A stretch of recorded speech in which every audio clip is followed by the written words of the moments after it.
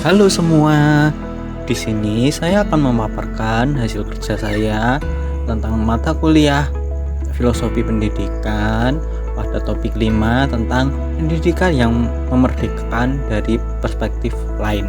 Di sini kami diminta untuk membuat sebuah kesimpulan dan pesan kunci dengan mengaitkan pemahaman dari topik 5 dengan topik 1, 2, 3, dan 4. Sejauh mana topik tentang pendidikan yang berpihak pada peserta didik dan memerdekakan peserta didik dalam pendidikan abad ke-21 dapat diimplementasikan pada pendidikan nasional dan sekolah mitra mahasiswa secara khusus.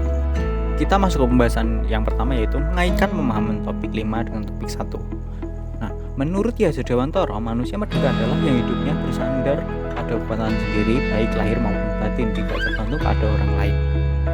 Pendidikan itu menuntun segala kekuatan kodrat yang ada pada anak-anak agar mereka mencapai keselamatan dan kebahagiaan yang setinggi-tingginya. Menurut saya, pendidik atau guru itu menuntun tumbuh atau hidupnya kekuatan kodrat yang ada pada anak-anak agar dapat memperbaiki lakunya atau bukan dasarnya hidup dan tumbuhnya kekuatan kodrat anak.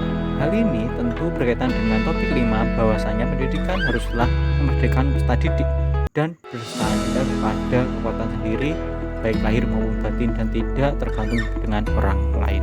Lalu kita masuk ke pembahasan yang kedua, mengaitkan pemahaman topik 5 dengan topik 2. Ki Hajar Dewantara menjelaskan dalam proses menuntun, anak diberi kebebasan, namun pendidik sebagai pamong dalam memberi tuntunan dan arahan agar anak tidak kehilangan arah dan membahayakan dirinya. Ki Hajar Dewantara juga menjelaskan bahwa budi pekerti juga dapat diartikan sebagai perpaduan antara cipta, karsa, sehingga menciptakan karya.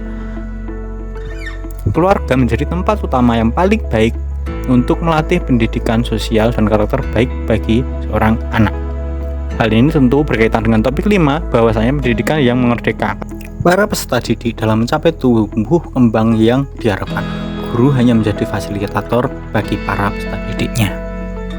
Lalu mengaitkan pemahaman topik kelima dengan topik ketiga. Nah, Indonesia adalah negara yang memiliki keragaman etnis, suku, budaya, bangsa, bahasa, dan agama yang nyaris tiada tandingannya di dunia. Selain 6 agama yang saling banyak dipeluk oleh masyarakat, ada ratusan bahkan ribuan suku, bahasa, dan aksara daerah serta kepercayaan lokal di Indonesia. Dengan kenyataan beragamnya masyarakat Indonesia itu dapat dibayangkan betapa beragamnya pendapat, pandangan, keyakinan, dan kepentingan masing-masing warga bangsa termasuk dalam beragama. Keragaman ini tentunya berkaitan dengan topik 5 bahwasanya para peserta didik memiliki kemerdekaan dalam mengenyam pendidikan. Tidak ada yang menghalangnya seperti permasalahan etnis, suku, budaya, dan bahasa. Dan ini juga pendidikan yang berlangsung harus berpihak pada peserta didik atau bisa dikenal dengan student center. Lalu kaitannya dengan topik 4, pendidikan demi kesatuan bangsa Pancasila menjadi entitas dan identitas bangsa Indonesia dalam kebinekaan dalam setiap latar belakang kehidupan sosial, budaya, ekonomi, dan agama.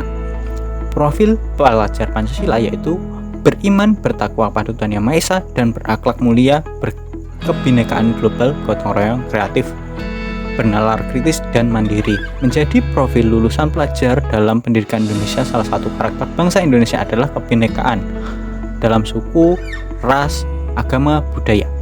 Masyarakat Indonesia hidup tersebar di wilayah Indonesia yang terdiri dari ribuan pulau, suku, wilayah yang dikelilingi oleh laut. Ada lebih dari 700 bahasa daerah di Indonesia.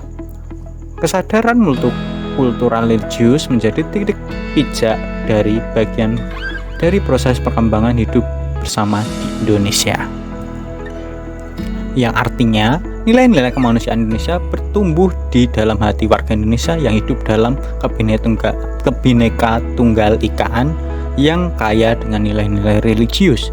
Pendidikan Pancasila adalah pendidikan ideologi di Indonesia. Tujuan pendidikan Pancasila dapat membentuk warga negara yang baik dan paham akan hak dan kewajibannya sebagai warga negara serta memiliki rasa cinta dan nasionalisme terhadap negara Indonesia. Pendidikan Nasional Indonesia bermuara pada profil pelajar Pancasila atau PPP sebagai perwujudan manusia Indonesia yang kuat dengan nilai-nilai luhur budaya yang menjadi akar pendidikan dalam upaya memaknai dan menghayati nilai-nilai kemanusiaan. Hal ini berkaitan dengan erat dengan topik 5, bahwasanya pendidikan yang berpihak dan memberikan pesan didik yang berlandaskan Pancasila sudah tertuang dan diatur oleh sedemikian rupa dalam sebuah gagasan yang bernama Profil Pelajar Pancasila. Nah, itu tadi yang bisa saya sampaikan. Terima kasih.